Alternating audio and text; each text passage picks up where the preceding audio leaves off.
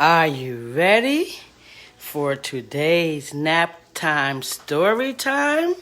Sorry I'm late. I went outside to check on the cup, I should say the mug, and the bowl that I put out there to catch snow because later on I'm going to make snow cones. So I remember I showed you some of my favorite books as a grown-up. These are some of my favorite books as a grown-up who has been reading children's books.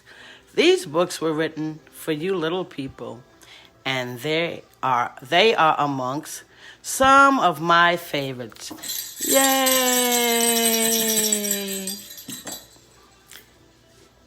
David Gets in Trouble. Anybody who's gone to kindergarten has seen or heard this book. When I was in kindergarten, this was one of my favorite books about Sal, a little girl. Blueberries for Sal. Anybody who knows me knows this is one of my favorite books because this lighthouse under the George Washington Bridge is one of my most favorite places to go visit. Oh, Jada knows about that. So does Anthony. I wonder if they remember. Love You Forever. Oh, this book always makes me cry. I have some magnets from the story to act it out. I love that story. I Spy Everything. That's a book for really little children. It shows them how to match one-to-one correspondence. Lovable Lyle. All of us have had a lovable Lyle in our lives. And Bringing the Rain to Kapiti Plain. That is one of my all-time favorites. As a college student, I met the illustrator who gifted us all with copies of the book. I love that story. That is one of my favorites. Yay! Okay, so today I'm going to read a story that I've read in the past. It's one of my favorites, and it's perfect for today. Ezra Jack Keats' The Snowy Day. It's a Caldecott Award winner, and it stars our favorite boy, Peter. I have half a cup of coffee left, and I used my snowy mug today. I'm going to take a sip. That's perfect. Moms, you can have a sip. Little ones, I hope you can get some hot chocolate to drink while I read the story.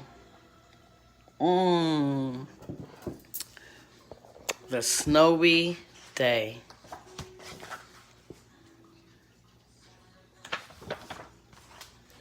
Snowflakes.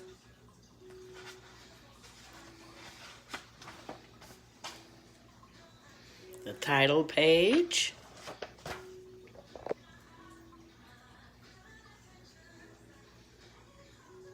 I love that picture. I love sliding down snow hills. You can use a flat box to do it. You don't need a sled. You don't need a toboggan. You don't need one of those round shield things. I don't know what they're called. You can just get a big flat box and slide down a hill. That's fun. Here's the dedication page to Tick, John, and Rosalie.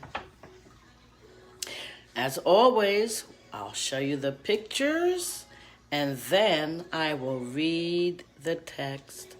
I always love the pictures in Ezra Jack Keats' books. Here we go.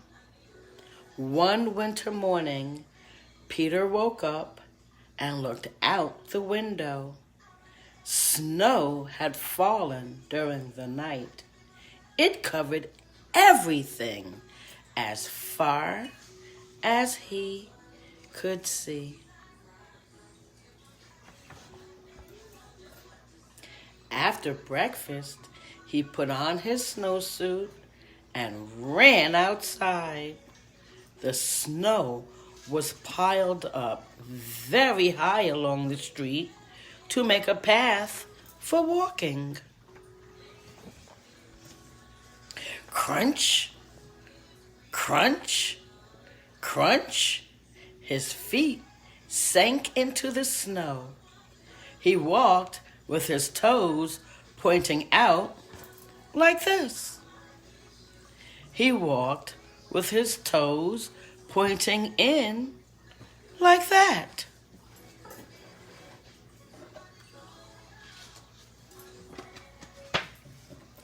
Then he dragged his feet slowly to make tracks.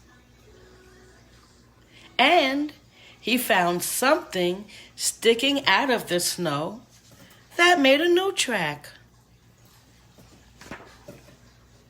It was a stick.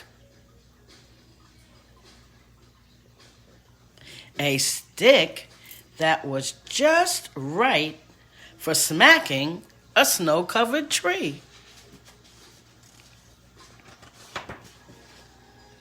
Down the snow fell, plop, on top of Peter's head. I love this picture. I think I might draw that picture. I like that one.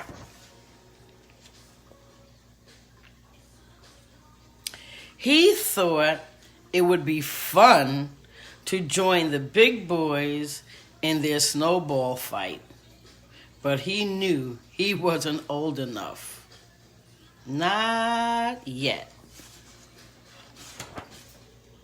So he made a smiling snowman. And he made angels. He pretended he was a mountain climber. He climbed up a great big, tall, heaping mountain of snow and slid all the way down. He picked up a handful of snow and another and still another. He packed it round and firm and put the snowball in his pocket for tomorrow. Then he went into his warm house. He told his mother all about his adventures while she took off his wet socks. And he thought and thought and thought about them. He had quite an adventurous day.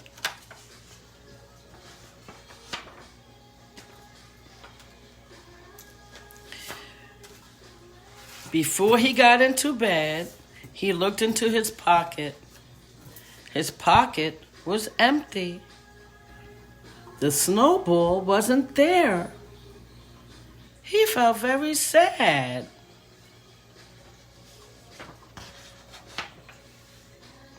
While he slept, he dreamed that the sun had melted all the snow away. But when he woke up, his dream was gone. The snow was still everywhere. New snow was falling. After breakfast, he called to his friend from across the hall, and they went out together into the deep, deep snow. You know you love that story as much as I do, but it's come to an end, and now it's time for you to go take your nap.